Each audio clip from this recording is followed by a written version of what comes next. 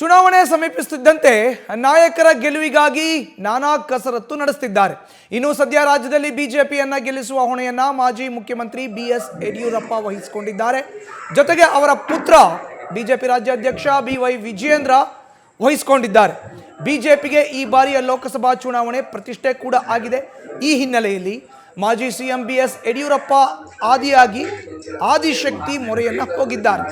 BJP ಕೇಂದ್ರ ಚುನಾವಣಾ ಸಮಿತಿ ಸದಸ್ಯರು ಆಗಿರುವ ಯಡಿಯೂರಪ್ಪ ಹಾಗೂ ಅವರ ಕುಟುಂಬ ಹೊರನಾಡಿನ ಅನ್ನಪೂರ್ಣೇಶ್ವರಿಯ ಮೊರೆ ಹೋಗಿದ್ದು ದೇವಸ್ಥಾನದಲ್ಲಿ ನವಚಂಡಿಕಾ ಯಾಗವನ್ನು ನೆರವೇರಿಸಿದ್ದಾರೆ.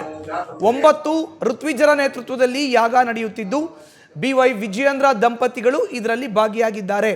ನಿನ್ನೆ ರಾತ್ರಿ ಪಾರಾಯಣ ನಡೆಸಲಾಗಿದ್ದು ಇವತ್ತು ಯಾಗ ಆರಂಭವಾಗಿದೆ.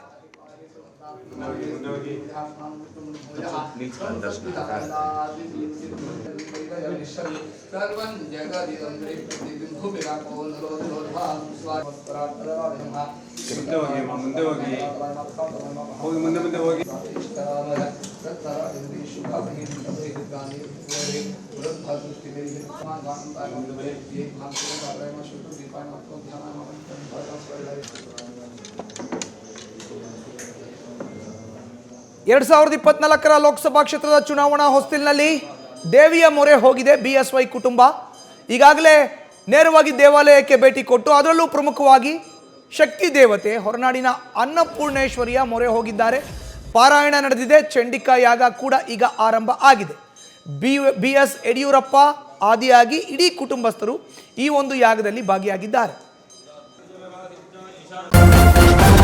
ನ್ಯೂಸ್ ಫಸ್ಟ್ ನಿರ್ಭೀತಿಯಿಂದ ನಿಮ್ಮ ಪರವಾಗಿ.